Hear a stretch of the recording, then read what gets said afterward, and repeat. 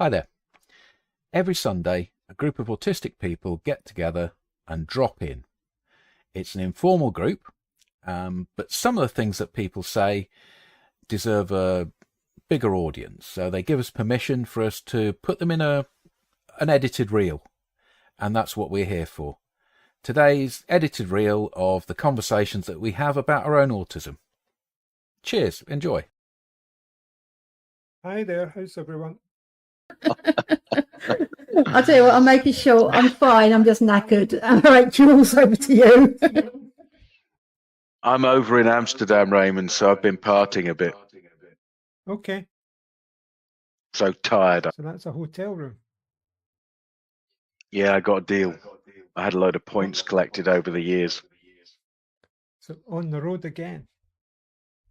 Yeah, I've just checked in to fly back tomorrow.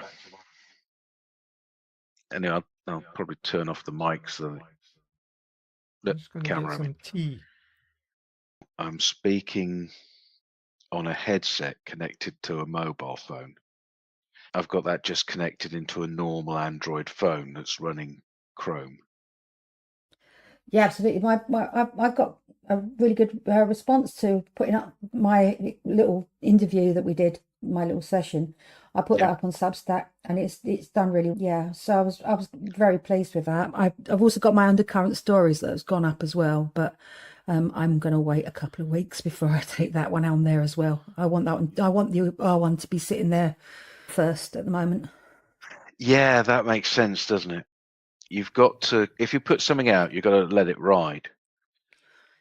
Oh yeah, no, I basically I use it up and wear it out if I like to kind Exactly. of keep it there for a bit. And there's no point in me rushing and putting something in front of it. If I've got something that is like doing all right, I'll leave it there. I do have something to put up tomorrow, but because it's starting to run down a little bit, and I've got to start building up people again. But yeah, it's like a constant thing, this Substack. I didn't think I'd be doing this much. Yeah, it's finding that balance, isn't it? You don't want to start to envisage how it could be too big too quickly, because you'll feel as though you're always running towards that. It's quite difficult to pace yourself in these things, I think. Yeah, and it's a real sense of having to keep dipping your toe in and seeing what works and what doesn't. I did one piece a while back about going out socially, and it's had 700-800 views or whatever. And then there's other things that just said naffle, and you think, okay, so it's trying to work out what works with people, what people can connect with. The piece I'm putting up next is actually about my father, who was probably one of the most autistic people I ever knew, although he actually used it completely to his advantage. So I've done that, and I think it might be quite a nice one. So that's coming up. It's like being edited in the next room by Dave at the moment. I'm impressed you got 700 views. Is that just through looking at your stats, or? Yes, just for my stats. It's what I do is, obviously I've got people on Facebook as well, but I've managed to build up a very small subscriber stack. But I don't know how this works, whether like the more you get, the more they push it, or I'm not sure how it completely works at the moment, but I think it must have resonated more than maybe other things I've done. It's not that you're using any kind of words like tags or anything like that. Oh, I know. I tag every single one. I do tag, and I use basically, you can use keywords to, but at the same time, I'm using the same keywords every time because I'm still trying to reach that same audience. I might add a few on or take a few off if I don't like them, and that sort of thing. But I'm generally speaking, yeah, every single one has got tags on so that it hits the right people. It may be quite a hungry market then for some of those words. I always thought like networking was the main way to draw attention, because friends of friends, people will look at what other people look at, whereas you can be whistling in the wind for years on some of these platforms. Yeah, you're right. I did get a recommendation from somebody who's got quite a big Substack following early on, which was great. And so there was Julianne, who's a friend of mine, musician, and Oh she's yeah, got, All yeah, About Eve. Yeah. yeah, that's her, yeah. So she tagged me, she shared my stuff, and that was really helpful because then some of her friends jumped on board mine as well. I've only got about 40 subscribers. I think it's 40 now. But for me, that sounds quite a lot. That's what we used to call the long tail phenomenon. You get somebody who's got quite an impact and a high readership, and you piggyback onto their readership either by responding to them, commenting on what they say, or becoming quite important to them in some way so that they cross-refer you to other people. Yeah, we've known her for a little while, through one thing and another. But and it's like having a slipstream, really, so that people are jumping and going, okay, she's recommending it, and then I'm getting that little bit of spillover. It's not huge, and I won't get that again. I won't get that push again because I don't really know anybody else that's going to have that followership. But at the same time, I'm just happy for what I've got.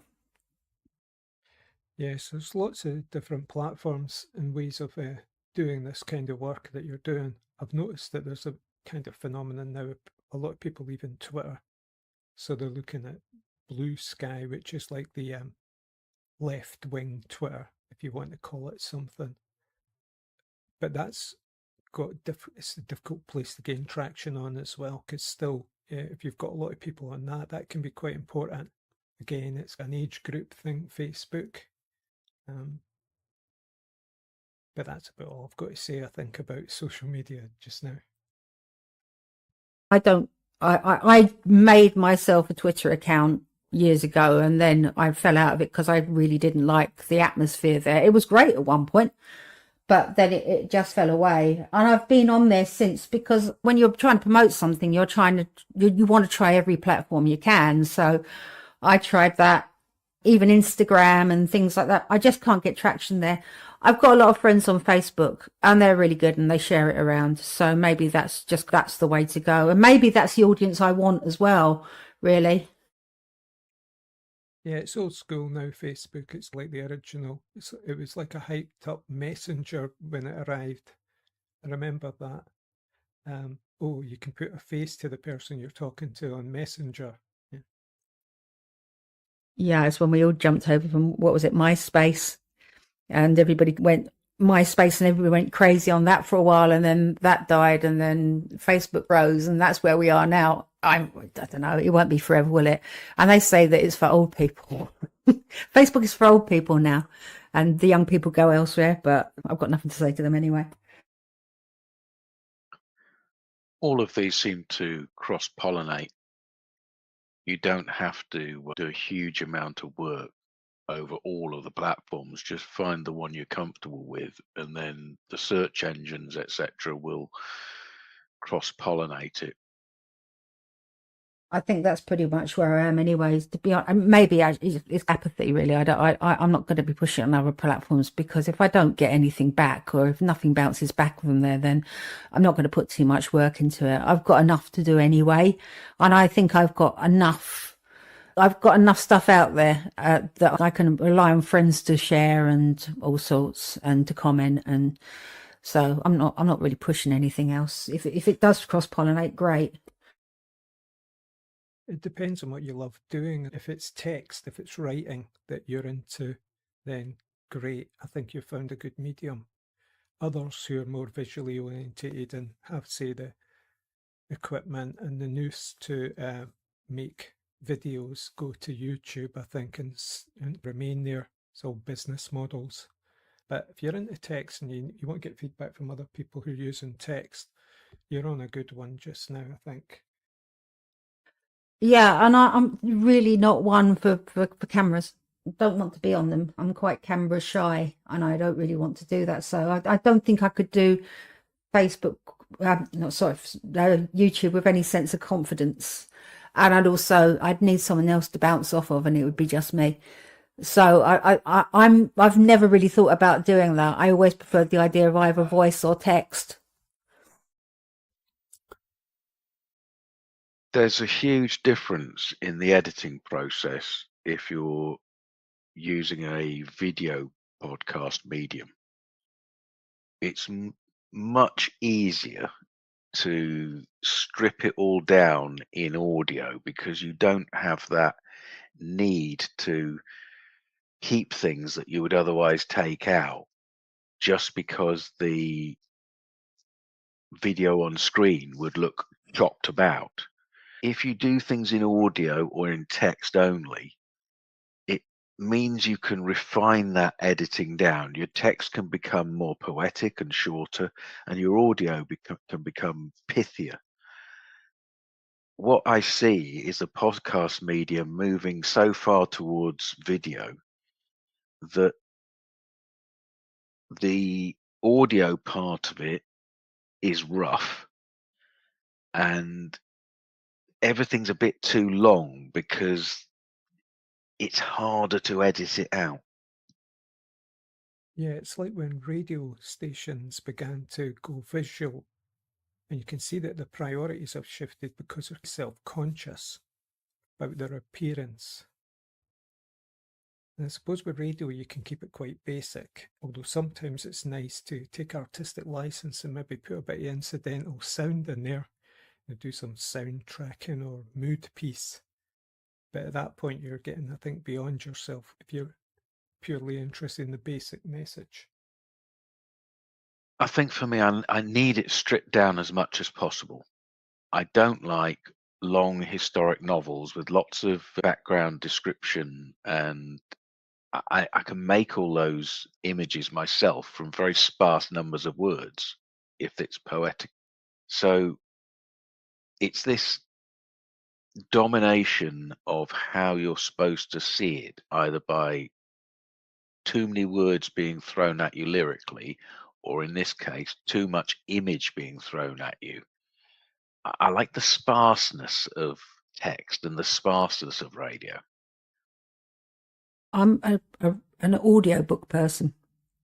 I really like audiobooks because number one, I listen to them in the evenings when I'm winding down, and it gives my head something to do and chew over before I go to sleep. But I like to be able to have that ability to imagine and to fill it in with my own kind of thoughts and my own pictures. So I do that a lot. I have Audible on every evening on my headphones, and I find it's really comforting, and it's better than having video a lot of the time.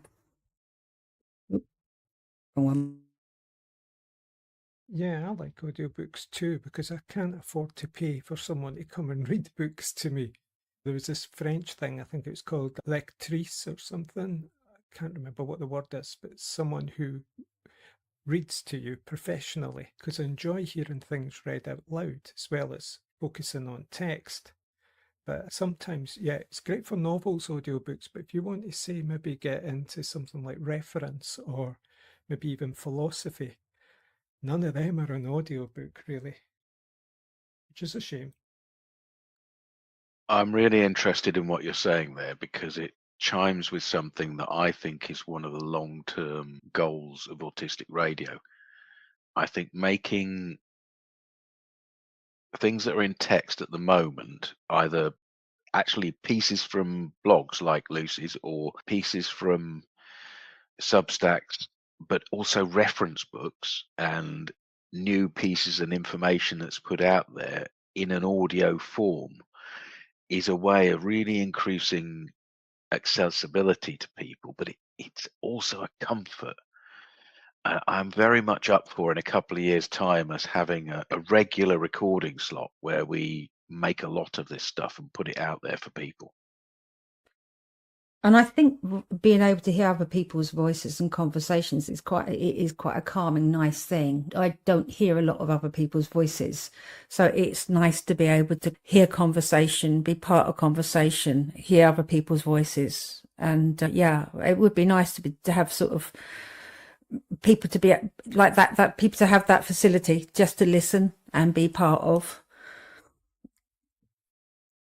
Kind of hopeful that AI in the future might get refined enough to be almost human sounding in its virtuality. I've often had the computer read books back to me, and it's quite an alienating experience at the best of times. But it's getting better. Some of them are really good, like Microsoft Edge browsers, voices and things like that. But they struggle with French terms, though. Hopefully that will get better and you will be able to just put a digital form of text through an app and have it read back in a voice of your choosing. Yeah, I think we're pretty much there already to some degree. There are podcasts that are being produced entirely by AI. There is still a bit of a robotic stuff about them. I was played a bit by one of our contributors, and I told him how much I hated it, where what he had done was, as an experiment, he had put a recent paper that he was interested in, and we were talking about autism, into an AI generator, and it produced this newscast type radio program that you might find on a very small local radio station, where everybody sounds as though they are on so much caffeine and very neurotypical filling, lots of bridging and words and extra stuff where it wasn't necessary. It had been taught basically to be trash.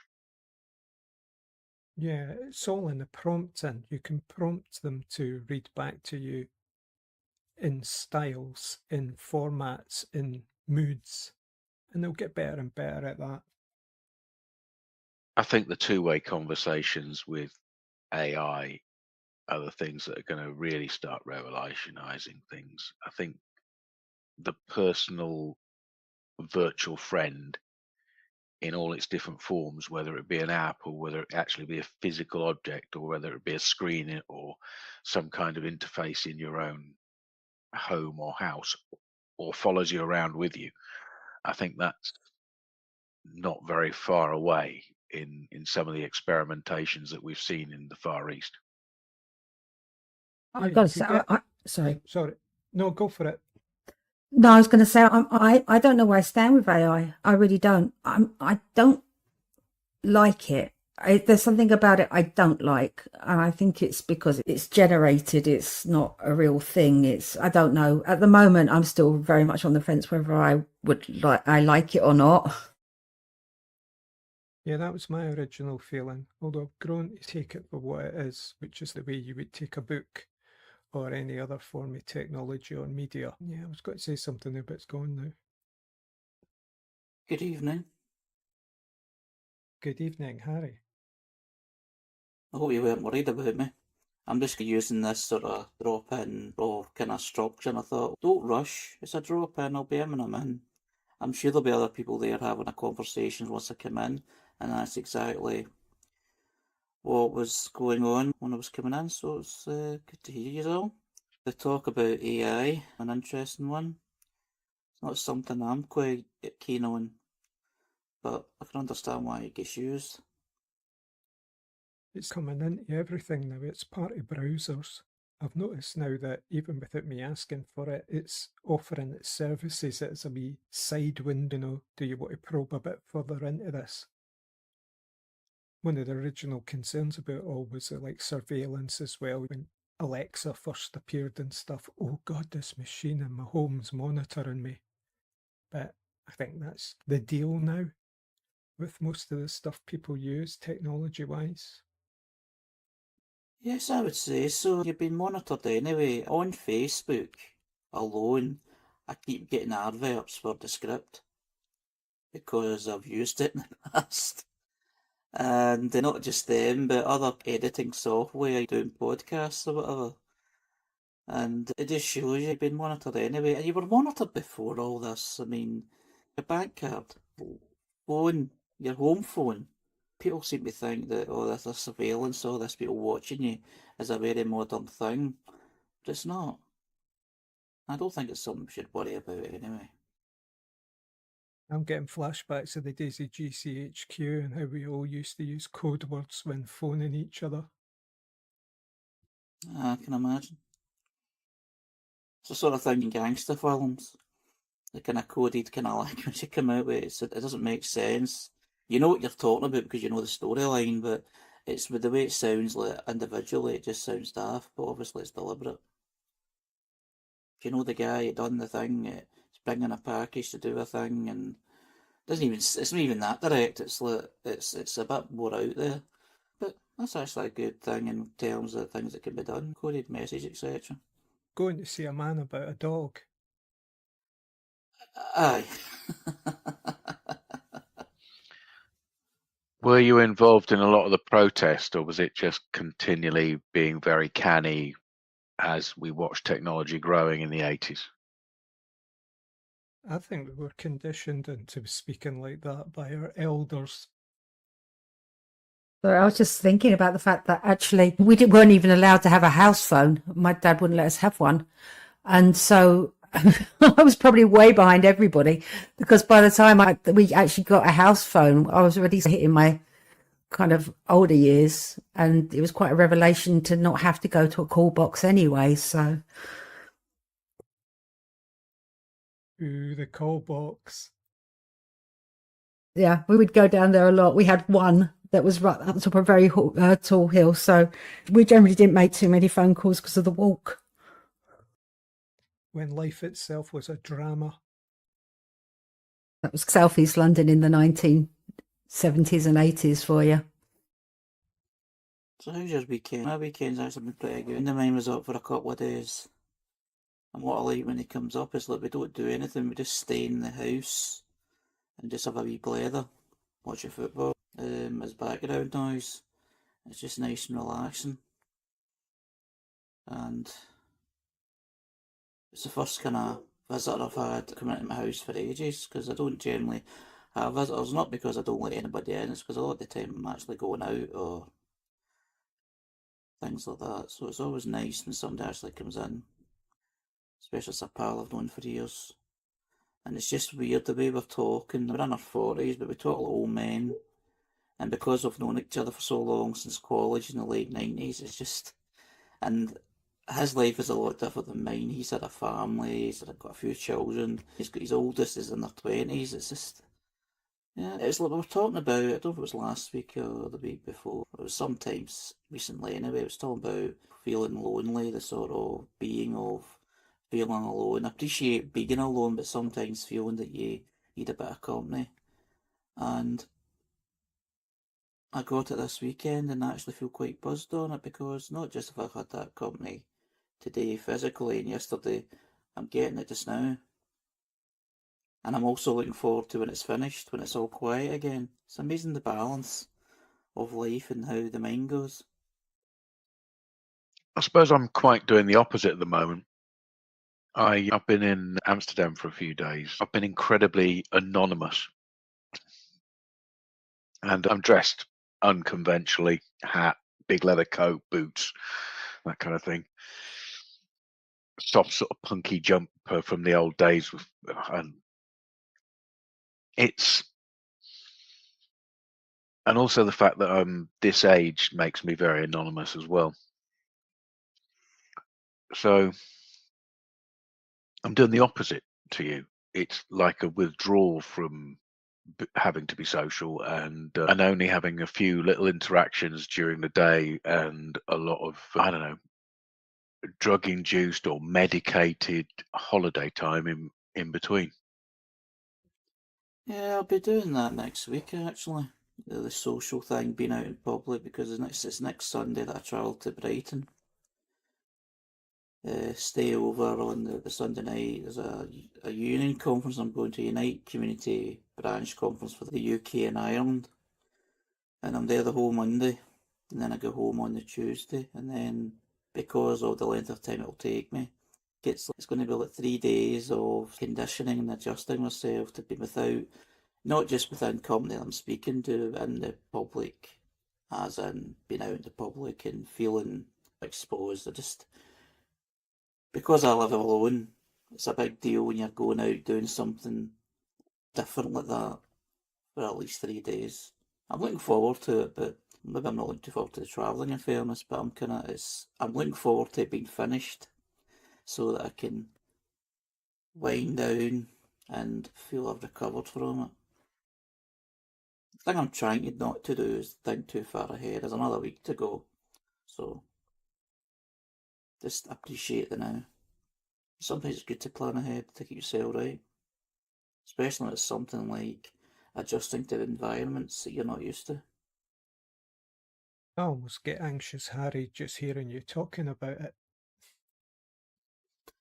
I'm getting not dead anxious, but this kind of feeling over me when I'm talking about it, because I've got pictures in my head of what I'll be doing. We're getting a train from where I live to Glasgow. Thankfully it's a Sunday, so it goes direct to Glasgow Central.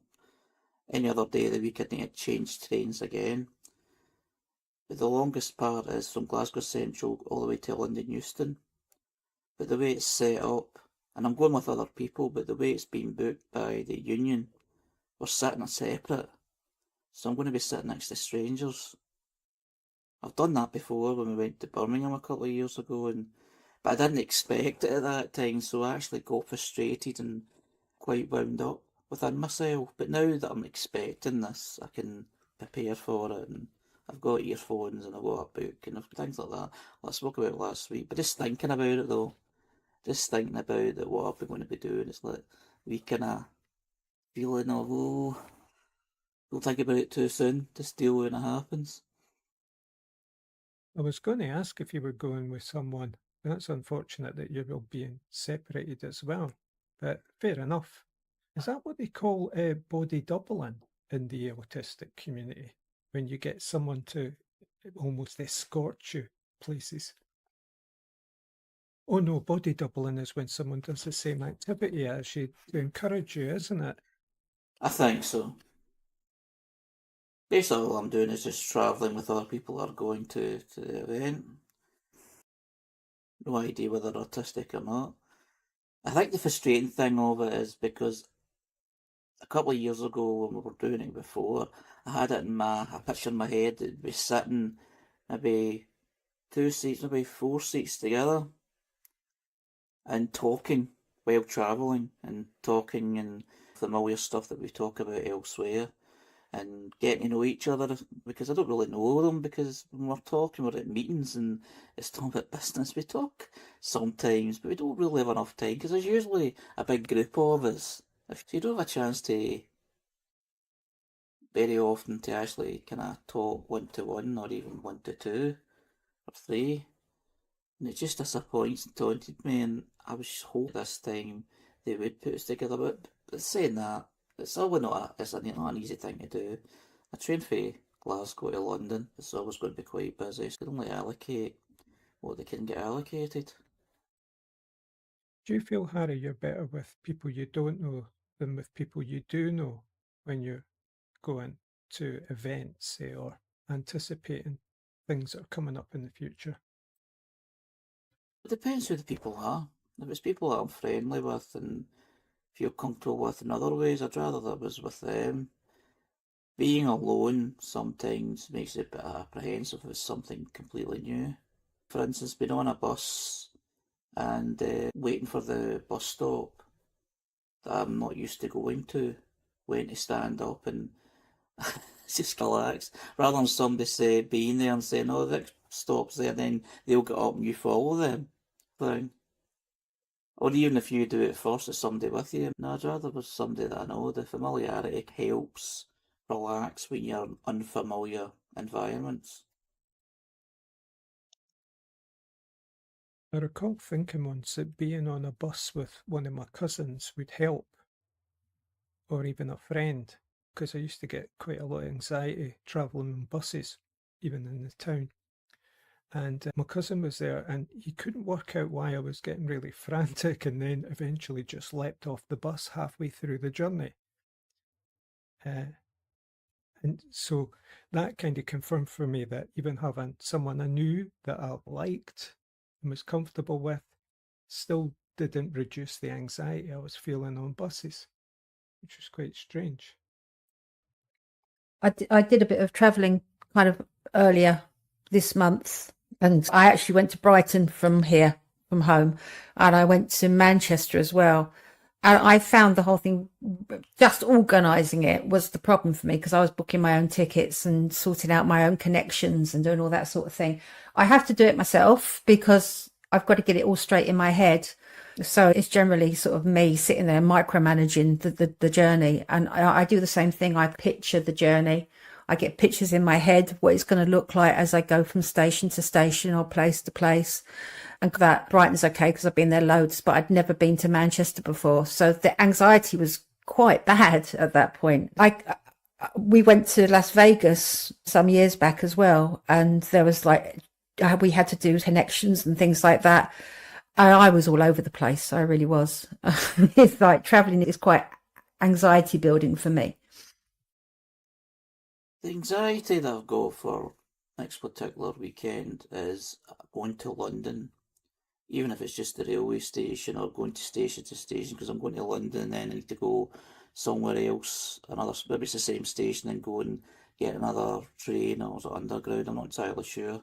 I've got the tickets and that. It's just, when I think of London, I think of this big, massive city that people talk about, full of people, very busy, people in the way, you're in other people's way, and it's just, I'm not a big fan of that sort of environment. It probably won't end up being like that, but sometimes you just get this sort of thing in your head, the assumptions you make. And with the assumptions you make, you try and prepare yourself for the worst case scenario so that you're able to cope with the worst case scenario. But if you think too much about the worst case scenario, you worry yourself a bit too much, and then it's not very good for your health either. It's a balancing act, really. But I need to try and say to myself, look, this is a journey you've not done before, it's something new. I usually, not complain, but I usually get annoyed at myself. I've made my life too comfortable that I do the same thing generally in my routine of life. I don't travel very far very often. Even going to Glasgow from where I live, I don't do that a lot anymore, so it's something new, a wee adventure. Just enjoy it. I didn't pay for the tickets. I didn't organise anything, it was all done for me. I didn't organise where I'm staying, what hotel I'm staying, so it was all done for me. So basically all I need to do is look after myself, which I'm more than capable of doing, and just enjoy the journey, and then just take it as it comes. And then if anything does happen, we bumps along the way, we'll end up kind of sitting in the pub at the end of the day and having a talk about it, probably laughing at the carry on anyway, as you do sometimes. I think the fella Autism Adventures Abroad is arranging escorted tours so that autistic people can do more adventurous things and things that would be outside their comfort zone. But I lost interest in it because it was aimed, I think, towards the top end of everything, the people who can afford specialist things before they trickle down and become more available. I used to be okay with travelling, especially on my own, until the 1990s. Something happened. I still haven't worked it out in my early 30s. And it's almost like I've got PTSD now. The experience of travelling relives some kind of internalised trauma, but I can't pin it down on anything in particular. Although I did do an awful lot of overnight bus trips to London from Edinburgh because my ex moved down there to become a student nurse. And rather than us break up, this was the arrangement until I moved down to London. And I think that might have been when it really hit me. But it was more than buses. It was to do with congested, built-up places. Too many people, a kind of agoraphobia. Actually, it's strange because obviously I live in a small place now. I live in Salisbury. It's not a big, expansive, bustling place. And I did obviously spend most of my life living in London. But it's really strange how you readapt. So I live here and it's little and everything. If I get on a train and go to London, I now notice how busy it is and how bustling it is and how loud it is and how people walk past you as if you're nothing and you're street furniture. I lived there for most of my life and I never noticed that before. I just adapted to it and was part of it and part of that movement. And as soon as I came away and moved somewhere quiet, I lost that ability to just be part of that big crowd and that expanse. And it's not something I've been able to get back. London can have a sense of a village mentality to it sometimes, so if you're not really travelling around London a lot, although if you're using the tube, that's unavoidable. But I lived in Enfield, which is North London, which is really Middlesex. And so the trips into the centre were epic.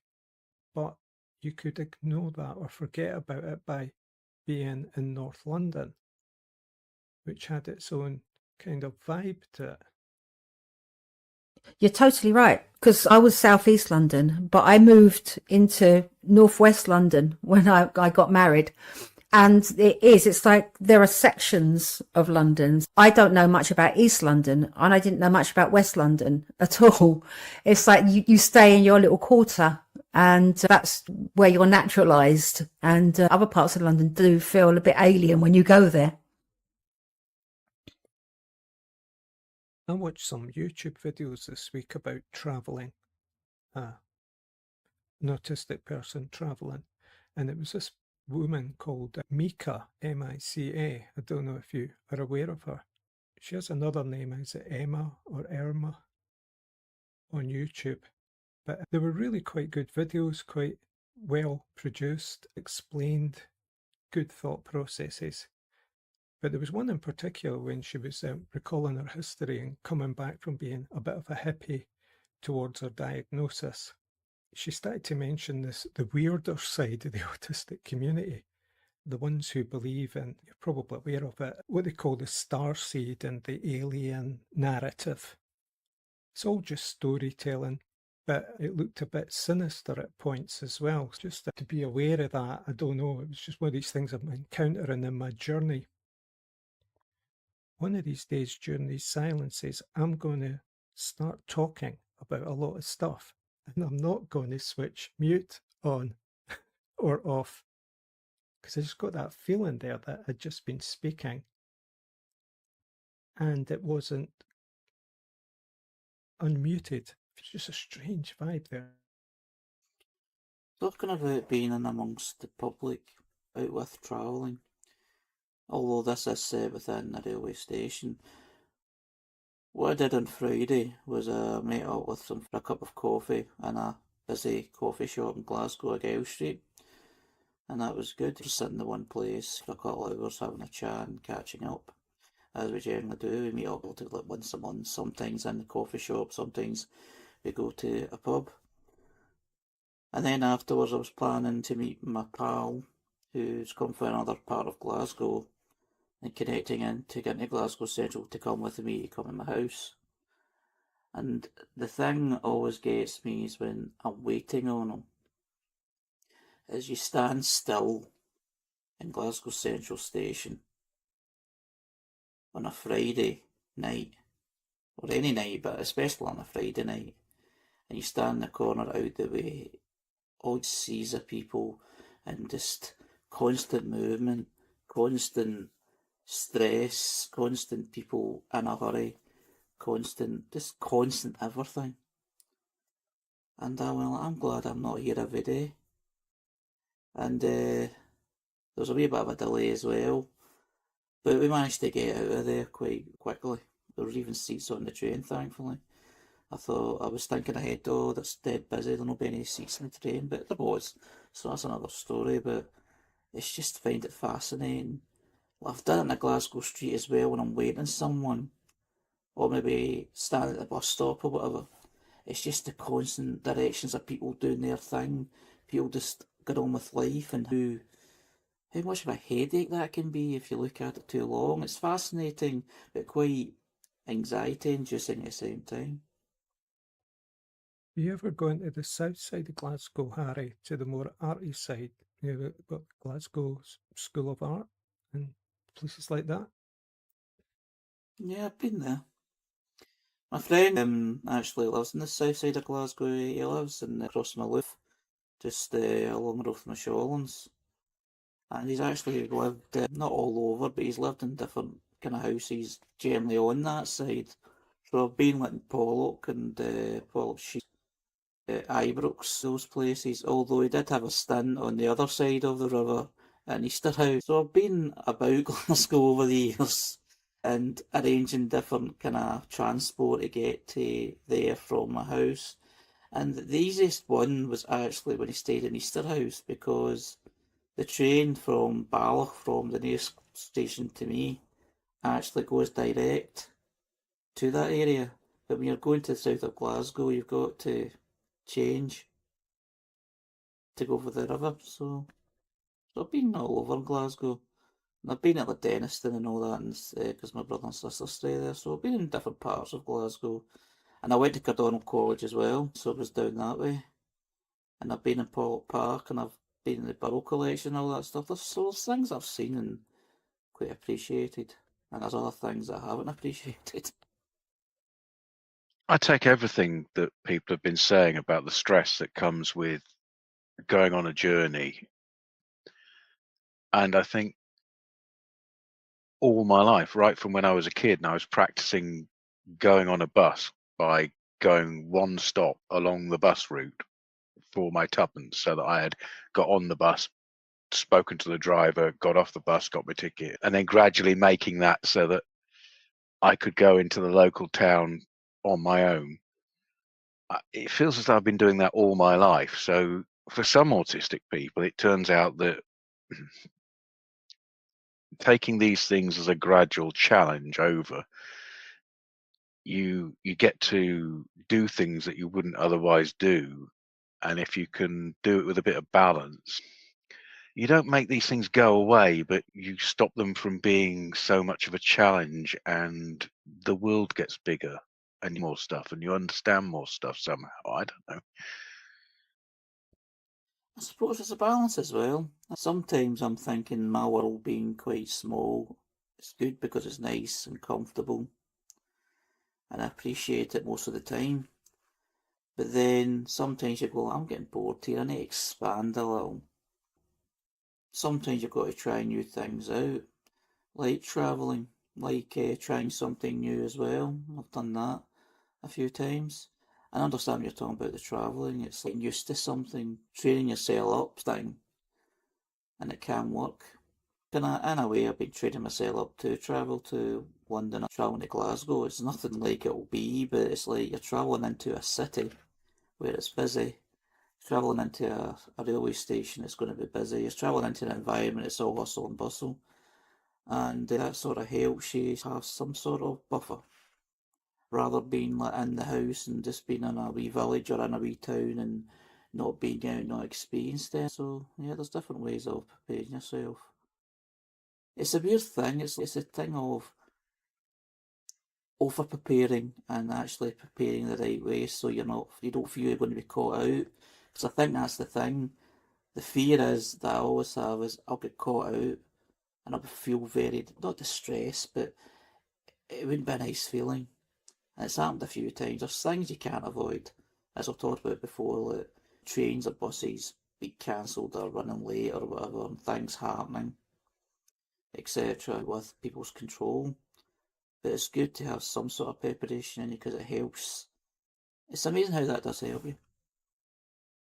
Yeah, I take on board what Joe says about expanding your horizons. A lot of what I've been doing recently has been expanding the horizons of the everyday and the mundane. That may sound limiting, but to me it's like the experience that I think travellers seek is that every day is a new story, a new moment, an opening to new experience. There's no promises. You can travel and you can go to a lot of places and have great intentions and come back quite disappointed because nothing really happened, or nothing that you expected to happen happened. But then again, something did happen, so you get some experience.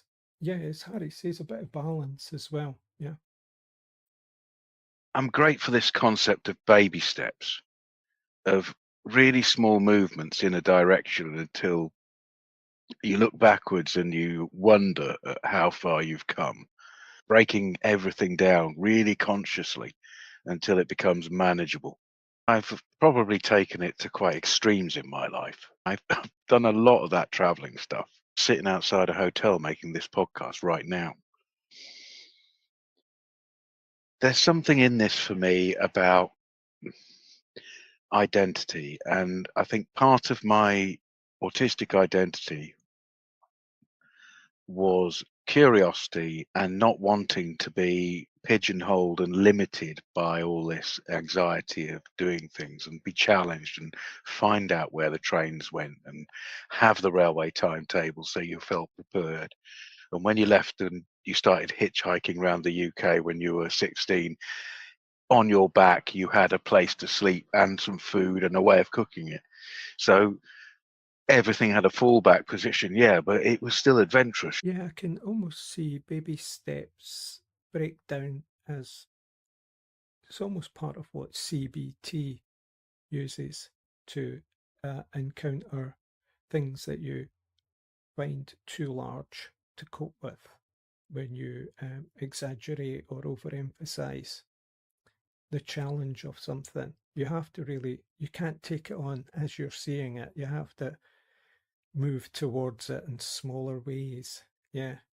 But a lot of it is desire, what you desire to do or be. Well, it's 5:44 now, so our drop-in hour is finished, and thank you to all the people who have texted, and also to the people who have put their voices to this, that are going to allow us to put some of those words out into the podcast. If you join us here at the 444, your voice isn't recorded, your text isn't recorded, but the people here have given permission so that it's an example for others. See you again, always reliably, Sunday, 4:44 p.m. Cheers, guys.